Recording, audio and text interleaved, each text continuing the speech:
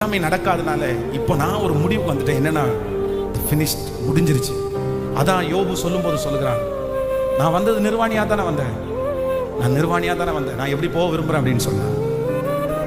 நான் சம்பாரிச்ச எல்லாத்தையுமே இழந்துட்டேன், நான் இப்போ ஜீரோ, நான் இப்போ ஜீரோ. இந்த சத்தத்தை கேட்குற யாராவது ஒருத்தர் சொல்லிட்டே இருக்கலாம், நான் ஜீரோவுக்கு வந்துட்டேன் பாஸ்டர், நான் ஜீரோ. இப்போ என்ன கேட்டு பார்த்தீங்கன்னா என்ன இருக்கும் உனக்குள்ளன்னு கேட்டா எதுவுமே இல்லை, எதுவுமே இல்லை.